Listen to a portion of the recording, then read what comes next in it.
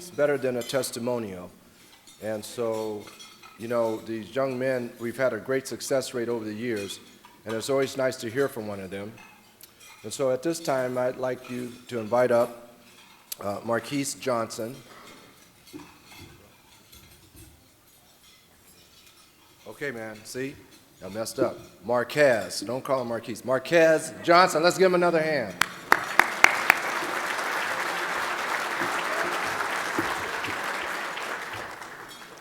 I'm sorry, excuse me, I just got done eating. All right, so, as far as Project M.I.S.T.E.R goes, I can remember like it was just yesterday. I had transferred to Franklin in about late October, if I remember. And when I came in, I was going through a few things. Recently, just a month before that, I was shot. I was in the wrong place, wrong time moment. Even before that, I had many other experiences that were just traumatic. Just growing up in a very bad environment, it kind of messed me up mentally, spiritually, and emotionally, only because I never really had a father figure of my own. I never had anything good. I never had anything just really handed out to me. Everything I had, it was gone because it was taken just because I had to leave it just to save my own life. And coming up, I did some terrible things. I'm gonna just be honest with you right now. Coming through my younger age, my mom had a boyfriend that was just horrible. He was just abusive. He threatened me. He would do all the things that you can never even imagine. And coming up after that, that's really made me realize that I felt like my life wasn't worth much from that point. And I didn't really have no hope in my life. I never really had nothing. That's when I just really did what I wanted to do and didn't really care for much law enforcement. So growing up from that point, that's when I started elevating through my life. And everything I did anything to go and get my own money, did anything to just, make myself happy spiritually, just because I never really had much. And I would do things just, to break the law as far as selling weed. I would rob houses, take phones, whatever, just to go and have my own money in my pocket. I'm not too proud to say that, but that's what I did just to go and meet my state of financial as I was broke, And as soon I, finally came to reality that it's time to, step up and just, stop and have my little kid acts and, step up and actually, take a stand as a man. And, that's when I started working by my sophomore year.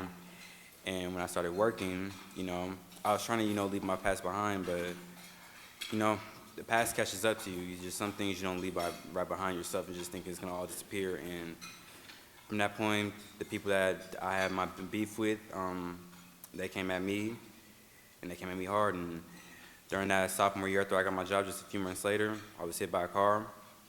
When I was hit by a car, that's when, I lost my spirit. I just lost my mind. It was just individually, just because I felt that nobody cared for me, really, because nobody was there to help me through anything when I was going through, because both my brothers went to jail.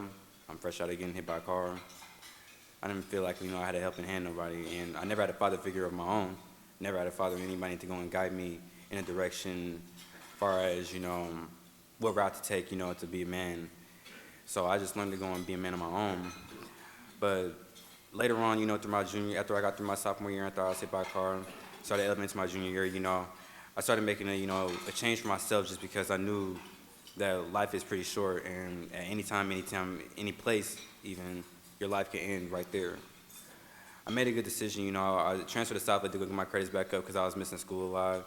And through that time, I took the time to think, what I actually want to do, and I want to become a nurse because all the traumatic events I've been through, but I wanted to go and just expand my horizons somewhere else and, get around a better environment, just because everybody I was around, they're gang affiliated and they're not really too positive, or they're not a good impact to me in my life. So I decided to go into the UW Middle College. It was good for the meantime, and I remember it was just September 3rd, first day of school, and that was the day of my birthday, my 18th birthday, and I had a feeling that, today was time for a new change.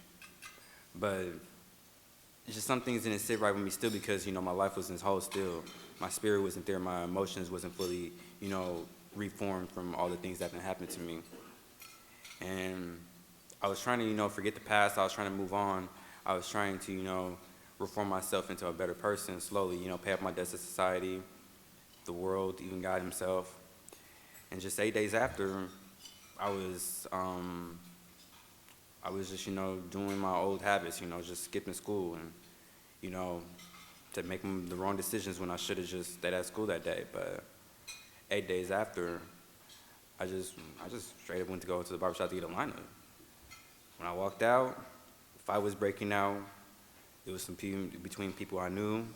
We break it up, and out of nowhere, I'm just sitting in my car, just waiting for one of my friends to get done with their haircut, and the dude that had lost the fight came through and just shot up the whole sidewalk where I was standing right next to multiple people, and I was hit 3 times. So from right there, I knew just it happened so fast where my life flashed in front of me, and having that feeling, it just makes you think like that day I could have died, and I could have lost my life that day just knowing wrong place, wrong time. I mean, I didn't mean no harm by it, but just as a young kid, you don't think much. You just think like, the decisions you're making aren't really gonna affect that bad. Just even though you think that you're just going to a barbershop, I was thinking the same thing, just going to a barbershop, getting in, getting out.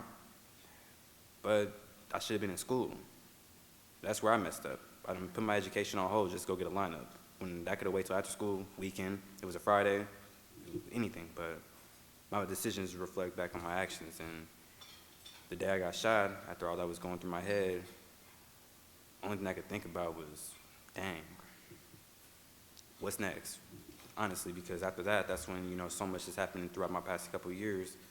I was just curious on what could happen next to me. And when I got back to UW, I was out of school for like a good quarter. I was out because I couldn't walk. I could barely even move.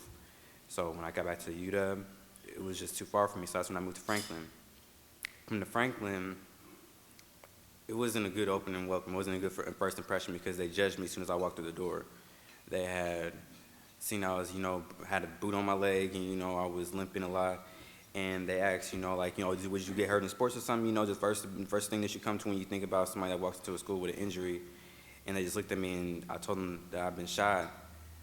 The first expression I got from somebody was an open mouth and just eyes on me just like this, just looking at me like, what was going on, what happened, And that point right there, I didn't have no feeling for nothing. I didn't feel nothing. I didn't care for nothing. I just at that point, I made my goal to come into that school, just come in, get my diploma, walk out.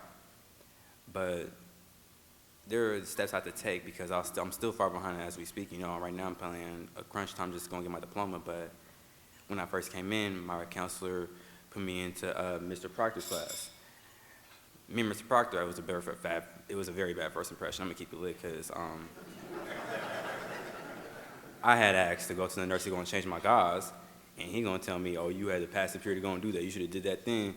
And at the moment, I ain't care about nothing. I didn't care about what he said, none of that. So I leave. I mean, I should have stayed, but I left. But later on, when we finally, started getting our bond together, eye to eye on things, he opened my mind into a whole nother level of things. He was curious about me the same way I was curious about him. Like he was very interested in me. He was just always on me. He's a hard man. He's somebody who's gonna give you a hard punch. He don't care how little you are. He's gonna go hard on you. And with him doing that, opened my mind to new things, telling me life lessons and everything, introduced me to the Project M.I.S.T.E.R and the Breakfast Club. He just showed me a brighter light, showing like, there's more things out here than what you just see in South Seattle. There's more out here. There's more opportunity. And multiple times I still fall out to this day. And dealing with my post-traumatic stress, there are times during my school year where I didn't even feel like being there. I didn't even feel like dealing with anything. I just, to the point, I keep it a secret just because I'm not proud to say it, but on a daily basis, I just carry a gun on my hip and backpack just to feel safe, just because I never knew from today was going to be my last day. And from the point where it came from October to about January, he was working me pretty hard. He introduced me to the Breakfast Club. He showed me a lot of successful people in his life, introduced me to them. I met somebody just not even a few weeks ago, told him I wanted to be a nurse, and I got his business card, and I reached out to him. He reached right back, and he's putting things together for me right now. And just meeting those people, it made me realize that, with Project M.I.S.T.E.R and the Breakfast Club, like, you guys have good opportunities, and you guys do save people that are lost just like myself, currently, and, I do appreciate that. I do appreciate that a lot. And, you know, just seeing how much is out there, you know, just not let alone in Seattle, just the world itself. I started making my change just late January, just started making my change towards my life, you know. Got rid of all the guns, stopped doing everything that was illegal, and I just turned my life around, you know. I started going to school a little bit more. I still miss school time to time just because sometimes I don't feel well, and I'm not going to go to school, you know, emotionally and physically, you know. My mindset's not built on school because in order for me for focus, I got to be mindset, and there's still times I miss it, but when I'm always down and I just think about practice voice, he always just tells me, don't ever put your education on hold. Get up and get your stuff together, no matter what you're going through. Just get it done. And I appreciate him from that. I appreciate him a lot. Just, this is probably like the first figure of a man I actually had, so with Project M.I.S.T.E.R, I really appreciate you guys for turning my life around, and thank you guys for your time.